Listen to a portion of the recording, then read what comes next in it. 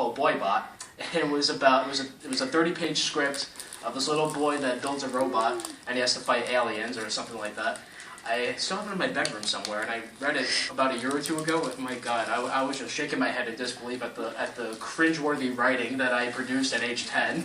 But you know what? It got my imagination going, so much so that because Columbia Pictures had produced Ghostbusters, I did the gutsiest thing a 10-year-old could ever do. I told the story ad nauseum, so bear with me if you heard this so many times already.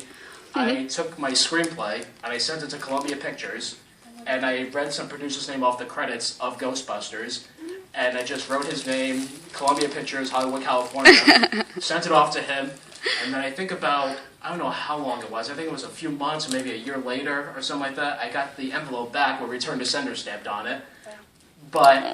And it didn't crush me at all. Like, if anything, it just made me want to keep writing and keep going. And so this is around age 10, and then when I reached my teens is when I moved to Rhode Island. And so then when I got to Rhode Island, I entered high school, and then high school I started doing. I got more back into acting and doing comedy. And so I took drama club for 4 years throughout high school, and I was very interested in that and loved acting. And then I even tried my hand at stand-up comedy when I was in my teens. I went to a few comedy clubs, did a few shows, and surprisingly got a few laughs, and so that was really refreshing. But then when I really started to examine myself when I was finishing high school, I think around junior year, I was trying to think, you know, what is it that I really want to do in my life? Is it comedy and acting really what I want to do in my life? Because I was going through a phase where I wasn't sure if that was really what I loved.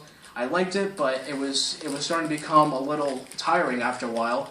And then but all the while throughout these past years since age 10, I started watching more movies, and I saw movies now more as an art form. And I started watching movies by Martin Scorsese, Francis Ford Coppola. Just all these great directors, Stanley Kubrick, Alfred Hitchcock, and the list goes on. And so I discovered that's what I really love. I love filmmaking. That solidified in my head when I first saw Raging Bull, and I watched Scorsese's director's commentary. When I saw that, and I saw the techniques he put into making that film, and what he felt about the character, what, at a personal level, he related to the character, and from that point on, I knew I wanted to be a director.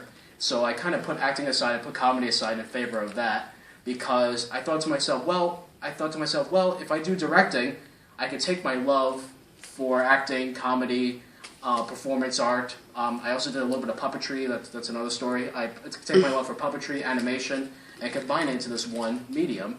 And while I may not be doing all those things, by being a director, it's like I am doing those things, except someone else is in front of the camera interpreting that performance I imagine in my head. So that's why I chose directing, to go into that.